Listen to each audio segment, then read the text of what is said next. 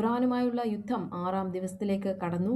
Tehran ഉൾപ്പെടെയുള്ള Iranian നഗരങ്ങളിൽ Israel സേന ബോംബാക്രമണം തുടരുകയാണ്. ഇറാഖ് അതിർത്തിയിൽ നിന്ന് നൂറുകണക്കിന് ഖുർദിഷ് പോരാളികൾ ഇറാനിലേക്ക് കടന്ന് കരമാർഗം ആക്രമണം ആരംഭിച്ചതായി ഇസ്രയേൽ അമേരിക്കൻ വൃത്തങ്ങൾ സ്ഥിരീകരിച്ചു.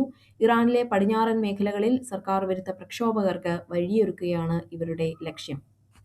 അയത്തുള്ള അലി ഖമേനിയുടെ സംസ്കാര ചടങ്ങുകൾ മാറ്റിവെച്ചു. മിഡിൽ ഈസ്റ്റിലെ സംഘർഷം കാരണം ആഗോള വിപണിയിൽ എണ്ണവില 3% വർദ്ധിച്ചു. കടുത്ത ഇന്ധനക്ഷാമം മൂലം ക്യൂബയിലെ ദശലക്ഷക്കണക്കിന് ആളുകൾ വൈദ്യുതിയില്ലാതെ ഇരുട്ടിലാണ്. ഡെമോക്രാറ്റിക് റിപ്പബ്ലിക് ഓഫ് കോങ്കോയിലെ ഖനിയിലുണ്ടായ ഉരുൾപൊട്ടലിൽ 70 കുട്ടികളടക്കം 200-ലധികം പേർ മരിച്ചു. ന്യൂസിലൻഡ് T20 ലോകകപ്പ് ഫൈനലിൽ പ്രവേശിച്ചു. ഇന്ന് മുംബൈ വാങ്കഡെ സ്റ്റേഡിയത്തിൽ നടക്കുന്ന രണ്ടാമത്തെ സെമി ഫൈനലിൽ ഇന്ത്യ ഇംഗ്ലണ്ടിനെ നേരിടും. ആഗോള പ്രശ്നങ്ങൾക്ക് സൈനിക നീക്കം ഒരു പരിഹാരമല്ല എന്ന് പ്രൈം മിനിസ്റ്റർ നരേന്ദ്രമോദി ഇന്ന് വ്യക്തമാക്കി. ഇസ്രയേൽ ഇറാൻ യുദ്ധത്തിന്റെ പശ്ചാത്തലത്തിൽ ചർച്ചകളിലൂടെ പരിഹാരം കാണണമെന്ന് അദ്ദേഹം ആഹ്വാനം ചെയ്തു.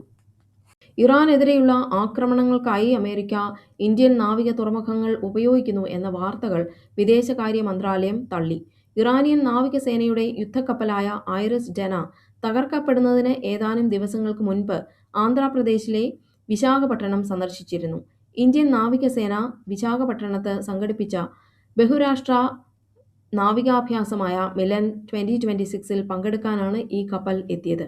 ഫെബ്രുവരി 18 മുതൽ 25 വരെ നടന്ന അന്താരാഷ്ട്ര ഫ്ലീറ്റ് റിവ്യൂവിലും ഈ ഇറാനിയൻ യുദ്ധക്കപ്പൽ പങ്കാളിയായിരുന്നു. വിശാഖപട്ടണത്ത് ആയിരുന്ന സമയത്ത് കപ്പലിലെ ജീവനക്കാർ നഗരത്തിലെ മാളുകളും കൈലാസഗിരിയിലെ ഗ്ലാസ് ബ്രിഡ്ജ് പോലുള്ള വിനോദസഞ്ചാര കേന്ദ്രങ്ങളും സന്ദർശിച്ചിരുന്നു. നാട്ടുകാർക്കൊപ്പം അവർ എടുത്ത സെൽഫികളും ചിത്രങ്ങളും ഇപ്പോൾ സോഷ്യൽ മീഡിയയിൽ പ്രചരിക്കുന്നുണ്ട്. ഈ സൈനിക അഭ്യാസങ്ങൾ പൂർത്തിയാക്കി ഇറാനിലേക്ക് മടങ്ങുന്ന വഴിയാണ് ശ്രീലങ്കൻ തീരത്തിന് സമീപം വെച്ച് അമേരിക്കൻ അന്തർവാഹിനിയുടെ ആക്രമണത്തിൽ കപ്പൽ തകർക്കപ്പെട്ടത്. ഇന്ത്യയുടെ അതിഥിയായി എത്തിയ ഒരു കപ്പൽ മടക്കയാത്രയിൽ ഇത്തരത്തിൽ ആക്രമിക്കപ്പെട്ടത് വലിയ നയതന്ത്ര ചർച്ചകൾക്ക് വഴിയൊരുക്കിയിട്ടുണ്ട്.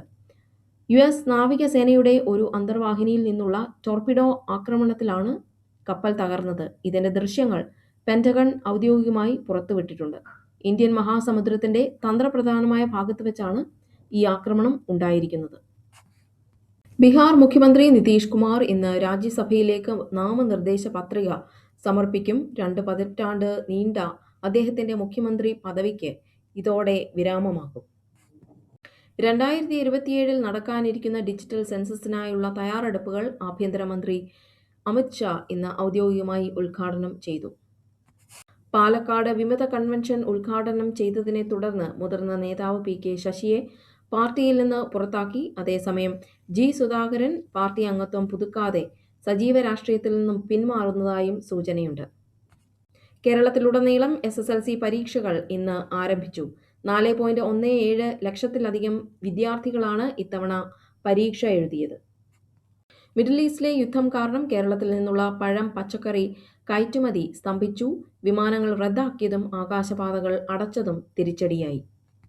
സർക്കാർ മെഡിക്കൽ കോളേജ് ഡോക്ടർമാർ സമരം ഒരാഴ്ചത്തേക്ക് പിൻവലിച്ചു. എന്നാൽ തിരുവനന്തപുരത്ത് മിനിമം ശമ്പളം 40,000 രൂപയാക്കണമെന്ന് ആവശ്യപ്പെട്ട് സ്വകാര്യ ആശുപത്രി നഴ്സുമാരുടെ സമരം തുടരുകയാണ്. ഗവർണറുടെ അംഗീകാരത്തോടെ മലയാളം കേരളത്തിന്റെ ഏക ഔദ്യോഗിക ഭരണഭാഷയായി മാറി. കന്നഡ, തമിഴ് ഭാഷ ന്യൂനപക്ഷങ്ങളുടെ അവകാശങ്ങൾ സംരക്ഷിച്ചുകൊണ്ടായിരിക്കും ഇത് നടപ്പിലാക്കുക.